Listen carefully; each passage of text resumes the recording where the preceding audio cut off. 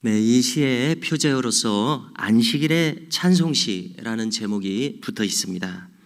안식일이란 우리가 더 흔히 사용하는 말로는 주일을 뜻합니다. 주일에는 모든 일을 안식하며 하나님을 예배하는 날입니다. 선한 일에 봉사하는 날입니다. 자, 흥미로운 것은 골프를 치는 분들이 있지 않습니까? 골프를 치는 것도 하루도 쉬지 않고 골프를 치면은 오히려 능률이 떨어진다는 말을 들었습니다. 그러므로 하나님께서 우리를 지으실 때에 하루를 온전히 안식하며 살도록 이 생체의 리듬을 지으신 것을 우리는 믿고 이 주일을 거룩히 지키기에 힘써야 되겠습니다. 이 시의 표제어대로 이 시는 찬송시로서 성도들이 안식일에 하나님께 예배할 때 불렀음을 알 수 있습니다. 1절에서 지존자여라고 부릅니다. 지극히 존귀하신 분, 지극히 높으신 분이라는 의미이겠습니다.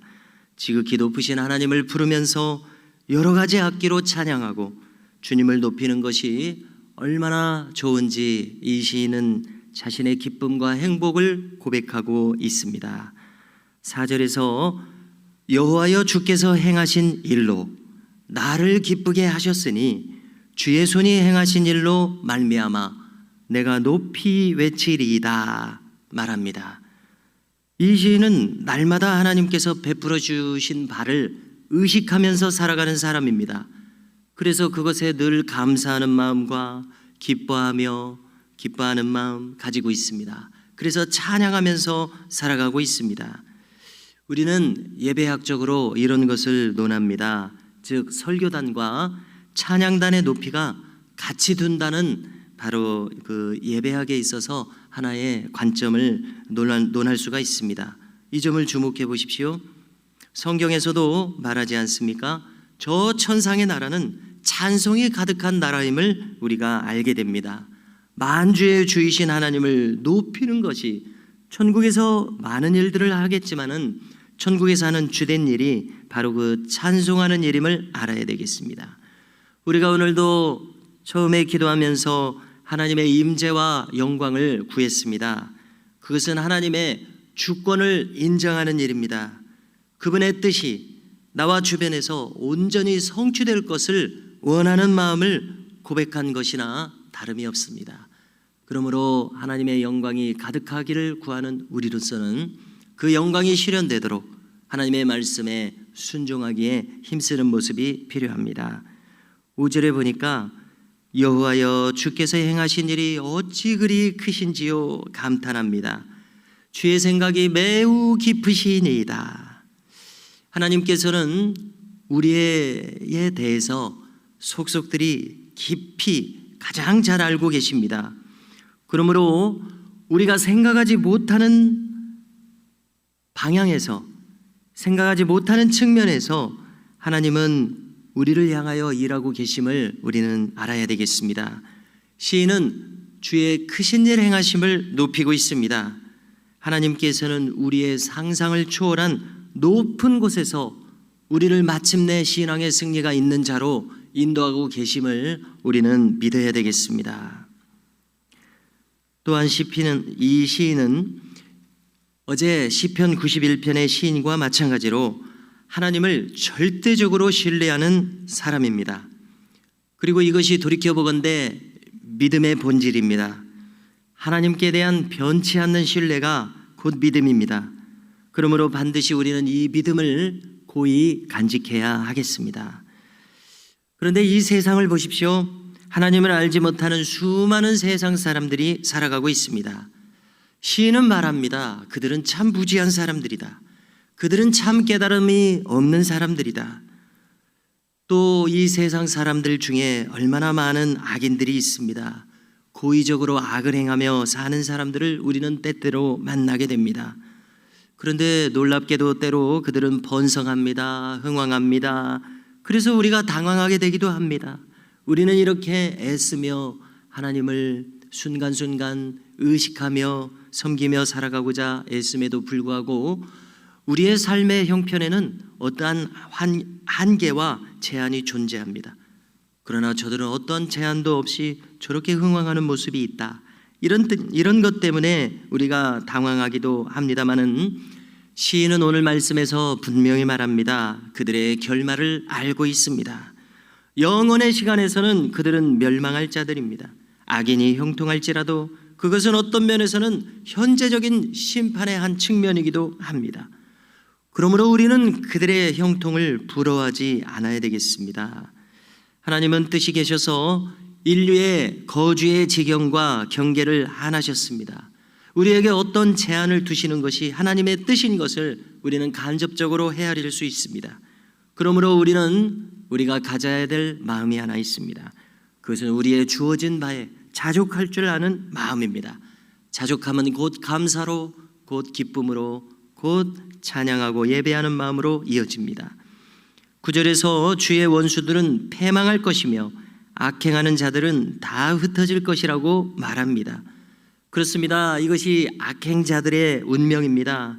하나님께서는 그들이 영원토록 형통하도록 내버려 두지 않으십니다. 쉬운 예로서 히틀러를 생각해 보십시오. 그가 영원히 형통하도록 내버려 두지 않으셨습니다.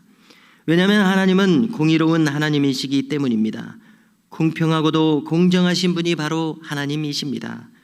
그러므로 악인은 반드시 그 보응을 받고 하나님의 백성들은 반드시 그분의 인도하심과 그 복된 결말이, 믿음의 승리가 그 앞에 있음을 우리는 알아야 되겠습니다.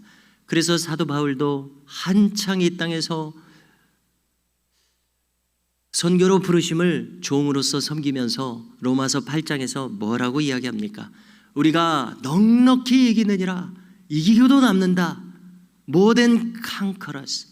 정복하는 것도 대단한 것인데 단순히 정복하는 그 이상의 승리를 주신다. 이렇게 굳게 믿고 있습니다. 우리도 바울을 따라서 우리의 믿음의 승리를 반드시 믿어야 되겠습니다. 12절 이하에서 하나님께서 주실 놀라운 축복을 듣게 됩니다. 12절에 들어가기 전에 10절을 보겠습니다. 다시금 시인은 하나님을 향한 절대적인 신뢰를 표현하고 있습니다. 주께서 내 뿔을 들소의 뿔같이 높이셨으며 내게 신선한 기름을 부으셨나이다. 하나님의 사람은 반드시 하나님께서 그 뿔을 높이셔서 그의 이름을 높이신다는 사실을 우리는 의심치 않아야 되겠습니다. 그리고 특별히 우리는 그 기준을 이 지상의 물질적 가치에 의해서가 아니라 더 높은 가치, 영원한 하나님 나라의 관점에서 생각해야 합니다. 우리가 하나님의 뜻과 계획에 순종하는 한 하나님께서는 반드시 우리의 뿔을 높이사 주의 나라에서 높은 명예를 주신다는 사실을 우리는 기억해야 하겠습니다. 그래서 바울도 말하지 않습니까? 우리가 낮은 자 같으나 높은 자다, 비천한 자 같으나 존귀한 자다, 하나님 앞에서 귀히 여김을 받는 자다, 이렇게 고백하고 있었습니다. 12절 이하도 보니까 하나님께서 주실 놀라운 축복을 우리가 함께 듣습니다. 의인은 어떻다고 합니까? 종려나무같이 번성할 것이다. 레바논의 백향목같이 성장할 것이다. 이 두 나무들은 바로 이 지역의 특산물입니다. 아름드리 백향목을 상상해 보십시오. 사진으로 이렇게 한번 보니까요, 이 백향목이 제대로 성장했을 때 높이가 40m나 되고 2.5m나 정도나 둘레가 돼서 장정들이 이렇게 둘러싸서 안아야 할 정도로 크게 성장하는 나무, 이 나무가 바로 백향목인 것을 확인하게 됩니다. 그래서 그 나무를 베어다가 예루살렘에 가지고 와서 성전과 궁전을 지었지 않았습니까? 이렇게 크게 성장하는 나무가 삼나무 혹은 소나무 계열이라고 분류할 수 있는 백향목입니다. 재미있는 표현이 나옵니다. 이들이 여호와의 집에 심겼다고 이야기합니다. 자, 이 비유인데요, 우리라고 가정해 보십시오. 우리가 하나님의 집에 심겨진 존재입니다. 백향목같이, 저 풍성한 종려나무같이. 자, 우리라고 가정해 보니까 얼마나 영광스럽고 또 든든합니까? 여호와의 집에 심겨진 성도, 참으로 표현이 아름답습니다. 그래서 이들이 하나님의 뜰에서 번성하며 14절을 주목해 보십시오. 늙어도 여전히 결실하리라. 진액이 풍족하리라. 그 빛이 청청하리라. 이렇게 말씀합니다. 늙어도 여전히 결실한다. 이 말씀이 참 마음에 와닿습니다. 이 말씀을 소망으로 붙들고 싶은 마음이 일어납니다. 늙어도 결실하는 성도로서 익어가고 싶다는 소망이 막 일어납니다. 그리고 우리 주변을 보십시오. 실제로 노년에 이르기까지 아름답게 무르익은 신앙으로서 분을 보이며 살아가시는 신앙의 선배들을 주변에서 얼마나 많이 우리가 보게 됩니까? 그러므로 우리도 그처럼 무르익기를 소망하며 그대로 우리의 삶 가운데 실현될 수 있기를 주님의 이름으로 축복합니다.